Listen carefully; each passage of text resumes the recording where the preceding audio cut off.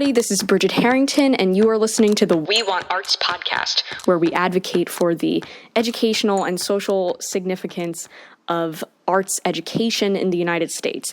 Today, we are absolutely thrilled to be joined by Zak Sandler, who I first met a few years back when we were working together on a workshop for a new musical called Pencils Down. Then it was called Middle School, the Musical, written by Michael Mitnick and Simon Rich. Really just a great show. I absolutely loved that story and the songs, just fantastic. Now, Zak is a Broadway piano player for shows such as Mean Girls, Wicked, Motown, and The Color Purple. He is also a composer whose work has appeared at Lincoln Center, Joe's Pub, The Triad, and Signature Theater. His newest musical, Inside My Head, is about the relationship between a young man and his bipolar, and it was presented at New York Theater Barn. And he's also creating a new docuseries called Insanely Talented. Zak is a public speaker about bipolar, and he graduated in 2008 from Yale studying music. Zak, thank you so much for being with us here today. I'm so excited to talk with you a little bit about your career and your experience with composing and being a public speaker. So let's just get right into it. So we first met working together on a workshop of a musical called Pencils Down. Then it was called Middle School, A Story of Survival.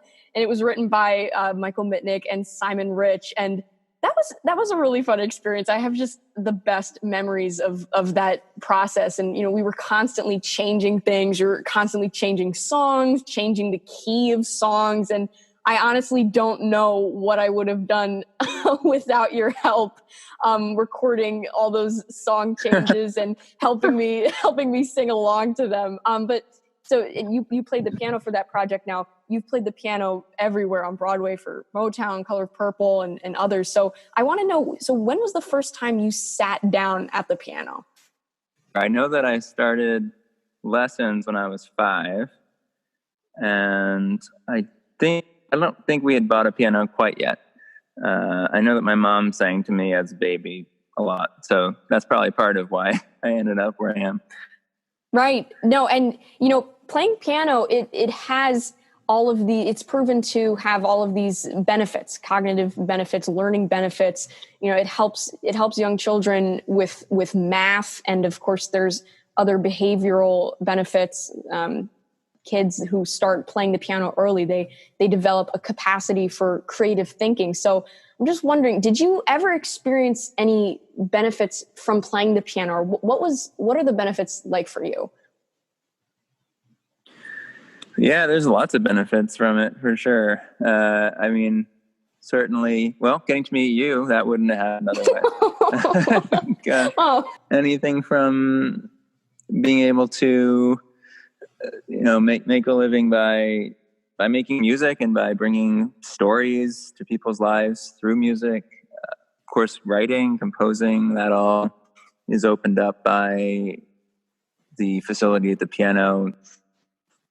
Well, now, you know, not everyone plays the piano to end up like a Broadway piano player like yourself. Now, so what would you say to somebody who is casually interested in music or just is debating whether or not to take something up for leisure and might not see benefits of doing something just for leisure? Certainly piano is, even if it's only for a very short time period, is one of those outlets. It's being able to, for example, I'm working with a 7-year-old, a girl who just started piano. I was her first teacher. They just moved houses and there happened to be a keyboard there and she was playing around and they're like, oh, maybe we should. Actually, it turns out I met her mom on a plane and told her what I did. And now I'm teaching her daughter lessons. So that's cool. But it's really interesting to watch her because she doesn't know what she's doing. She's just playing around and seeing what sounds good. And it's amazing to watch how eager she gets and how excited she gets when she plays something that sounds good to her. And it's a dialogue. She might just play something and I'd say, oh, what does that sound like to you? What kind of character does that sound like to you?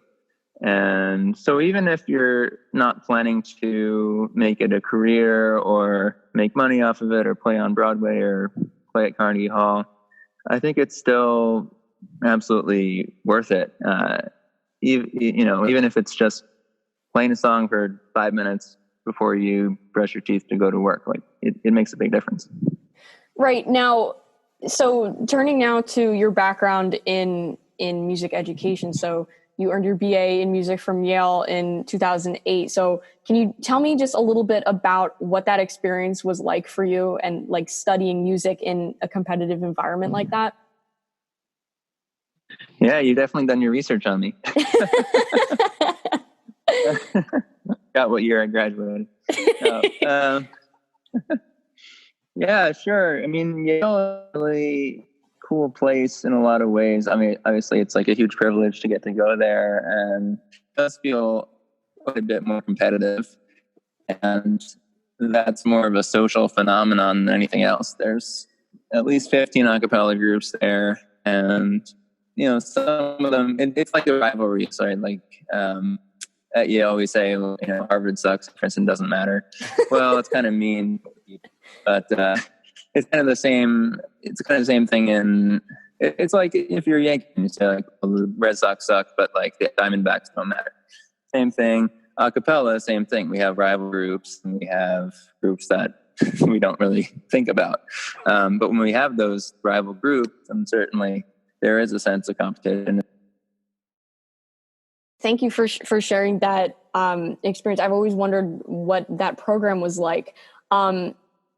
So, just turning now to my next question. So, like I said, besides the cognitive benefits that the arts offers, you can also use the arts to express yourself in other ways that would be maybe less effective had you not used the arts. So you are an accomplished composer, and your latest musical, Inside My Head, that I was just wondering if you could talk a little bit about that and how it explores how you use music to tackle complex issues and raise awareness for them, issues like mental conditions and someone's bipolar experience. Thanks, Brigid, and thanks for using the term mental conditions, which I'm a big proponent of, rather than the more stigmatizing mental illness that is used still a lot.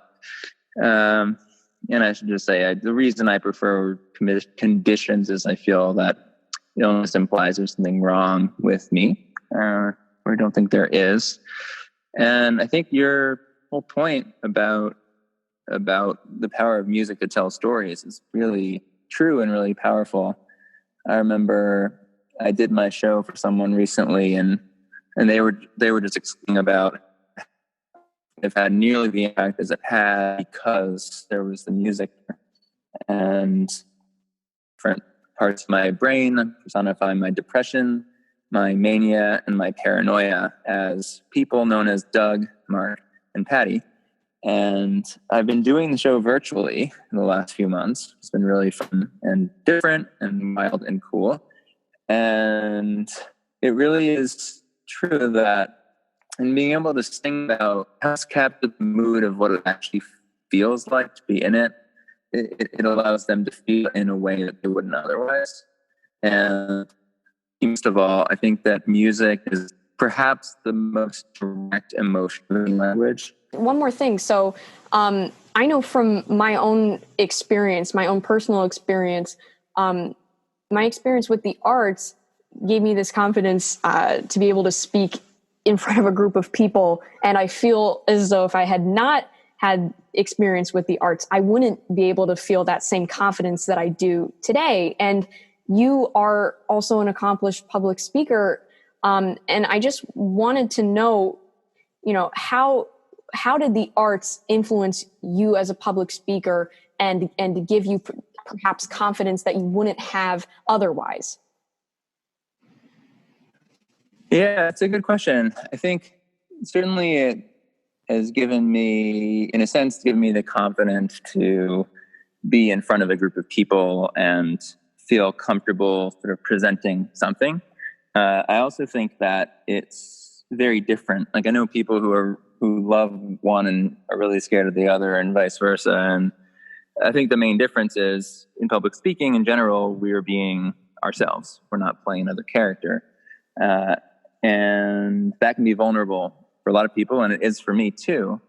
And I would say that there are things that my arts education as a performer couldn't necessarily teach directly. Like, for example, I'll think about, I just said, so one of the most important things in public speaking is to avoid filler words like, and I don't know, and you know, and like, there's so many of them. And the advice is to simply pause until we know the next thing that we're going to say. And that is a skill that I learned specifically in a public speaking arena. And it's also the case that it's kind of like things I learned in music. So, for example, my piano teacher taught me that every note is like a little pearl and has to have its own place. And if I rush through it, that it all cobbles together and loses its meaning in a sense. And so I have to give each word, each syllable, its own place. And I do that with singing as well. And I do that with speaking now too. With this, let's say, basically it's the same idea as this pausing instead of using filler words.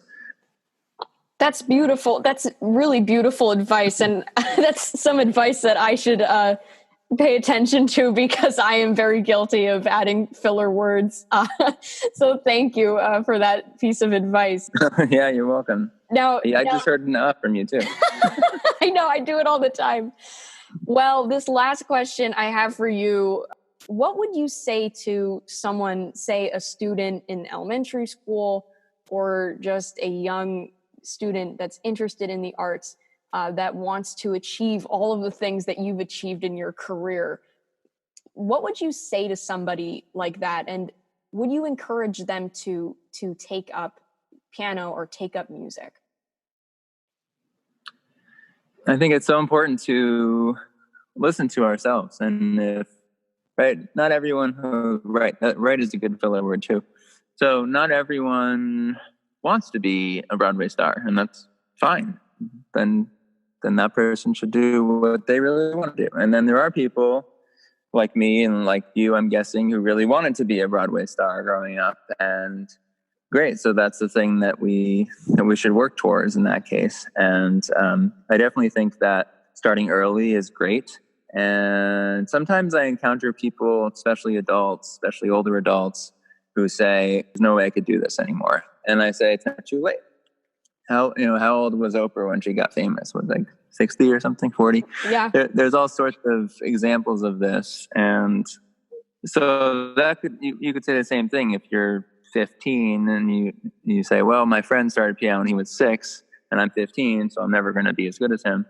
Well, you don't know if that's true. And I think it's never too late to just do it. And I think there's a lot of fear that goes along with it. If you have a lot of ambition to be a Broadway star, and there's only so many stars, there's only so many like specific roles that we can currently see, let's say on Broadway for the last 10 years.